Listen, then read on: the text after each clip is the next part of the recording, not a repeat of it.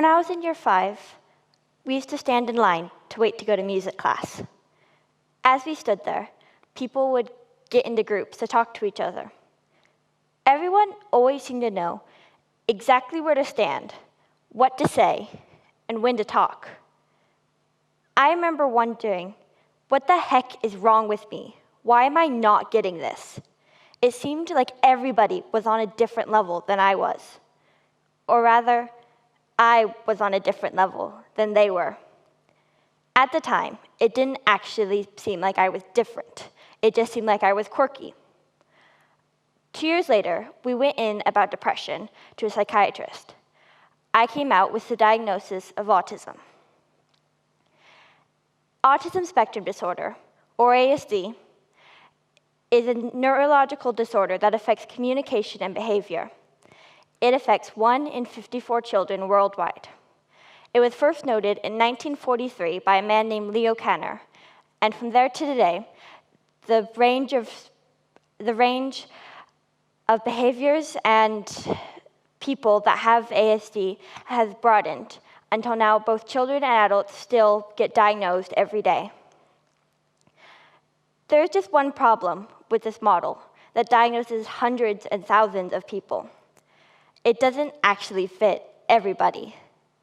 This model of behaviors that we use is a male model based off studies and research that have been primarily based around boys and doesn't always fit girls. So what is the difference between boys and girls?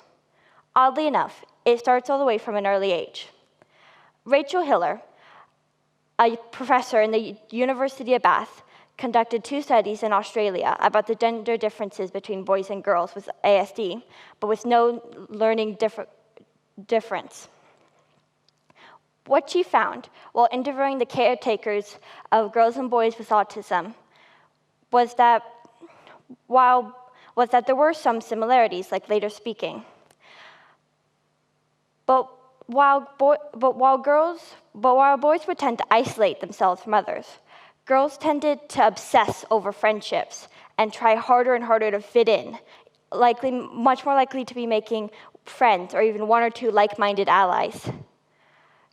Girls would try their hardest to fit in, doing everything possible to figure out how to make it work. Girls also were more likely for emotional outbursts and meltdowns at home and have more fights with parents. Girls were also more likely to experience lethargy and depression than boys. But girls were also more likely to try and mimic behaviors like eye contact and toy playing, while boys would tend to more likely to line up toys and play with them in a completely separate way. Another difference between boys and girls is that they experience widely different views of a school day. For girls, they'll spend all day pressing down their emotions and autistic symptoms, masking it all. Girls were less likely to make socially inappropriate comments, have volume control, and have harder time understanding around them. Teachers were less likely to focus on girls, as boys tended to be more hyperactive and were more likely to struggle with classroom behavior. All this results in a phenomenon called the 4 o'clock explosion that's almost exclusively found in girls. Girls will spend all day repressing everything from their personality to their emotions, and when they get home, they release it all with parents and emotional outbursts and doing whatever they need to do to release all this energy and frustration. This means that teachers and parents have almost completely different views of what a girl's personality is actually like. And this can result in psychiatrists finding it harder to diagnose girls, as they have not sure who to trust with these different views. The biggest difference between girls and boys, or at least the most well-known, is mimicking and masking that is exclusively in girls. Girls are more likely to mimic around them and try to fit in with everyone around them, using this to mask their autistic symptoms and signs. This means that everyone, from parents to teachers and psychiatrists, will find it harder to find and recognize girls with autism. All in all, Many people might think this is a good thing, but I need to make one thing very, very clear. Girls are just as autistic as boys, have the same problems understanding and coping with social situations that normal people don't, and have the same signs and symptoms, and are just as amazing with autism as boys. So, with these symptoms and everything, it is harder to recognize girls than boys, starting with teachers. Teachers are the ones who usually make referrals for neurological disorders. So if they're not the ones who recognize autistic symptoms, children are less likely to get a diagnosis for anything. Starting off with, teachers on average pay less attention to girls since girls are quieter from social pressures than boys, especially autistic girls. And teachers are more likely to focus on the hyperactive boys who are disrupting the class than the girls. In Rachel Hiller's second study of autism, she interviewed teachers about the conversational skills of a set of girls. Teachers found no problems with the conversational skills of half the girls in the set, while psychiatrists and professionals only found no problems with the conversational skills of 17% of those same girls. All this means that teachers are less likely to make a referral or even recognize that a girl is autistic in the first place. Getting a referral means going to a professional, but professionals are also affected by this bias, starting with the very basis of what they diagnose autism with, their model. This model is a list of behaviors and signs to recognize autism and to the extent to how it affects people. But this model is based around boys. For example, hyperfixation. Boys are more likely to hyperfixate on things like trains, mechanics, and video games, commonly stereotyped ones, but more commonly found in boys. Girls are more likely to hyperfixate on something that's actually not uncommon and usually not unmanageable, like fashion or collecting shells or stamps. This obsession is focused, though, on it with an autistic intensity and can last from preschool years to adolescence.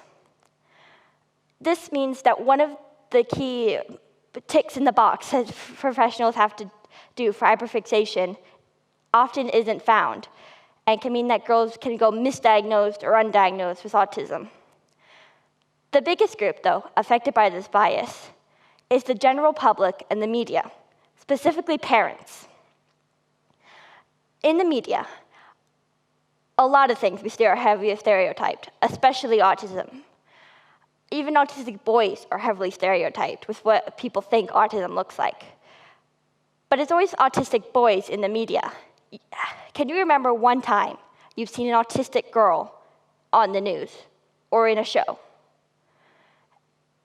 Girls with autism are just not recognized by the media, and thus parents don't see what an autistic girl looks like compared to an autistic boy. This makes it harder for parents to notice that their girl's quirkiness or symptoms line up with things they've read or seen about autism, and makes them less likely to go in to check if a girl is autistic or not, and can make even girls feel like they don't have autism, or that people not believe girls to have autism, because they don't line up with the traditional symptoms that people recognize.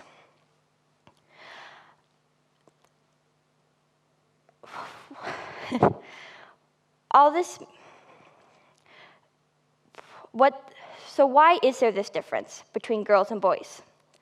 One theory is the extreme male brain theory, which focuses on the idea of fetal testosterone, where in development, boys have different behaviors from the chemicals in their brain than girls.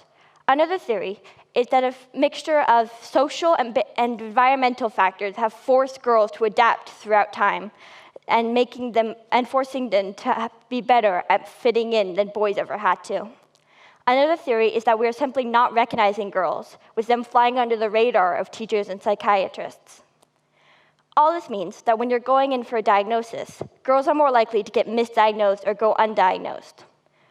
A quote from Dr. Kamala Pang states that, "I feel like autistic girls are more likely to be described as anxious, simply because it challenges the gender stereotype." getting a misdiagnosis or not getting a diagnosis at all can have really horrible effects for girls. It can mean that they are not able to get early intervention or help with growing up. Or it can mean, and it can mean that girls are more likely to suffer from anxiety and depression than boys with ASD. All of this, though, is changing. As we move forward, more researchers, more studies, and more people are looking at girls and boys, the differences, or just increasing their variation of their sets and research, meaning that our understanding of the behaviors and differences are expanding. More people with autism, our friends with autistic people, or the family of autistic people are speaking up and sharing their stories and getting words out there to tell and try to get other people to stand up. But we can all do more. As people, we can all go online and look up what autistic girls are doing and autistic women. We can ask people around in our lives if they are autistic and try to help understand and really connect with people around us. As teachers and psychiatrists and professionals, you can try and look at your list of behaviors and double check the girls around you, that you're not labeling them and making assumptions about them. And you can try to actually check if there's something special with them. As parents, we can look at our children and see what is going on with them, and maybe if those fights or outbursts or silences and no eye contact actually means that a girl is autistic. And girls out there who felt like me, who feel like me, look inside yourselves and really see if maybe simply because your symptoms don't line up with a boy's doesn't mean you're not autistic. We can all do better to stop more girls from falling through the cracks. Today, I wear my headphones in school, and I focus so much better. Today, my friends, family, and teachers all understand that I'm autistic and act accordingly. Today, I feel more like myself, and I am happier than ever. Today, I am autistic, and today, I am a girl. Thank you.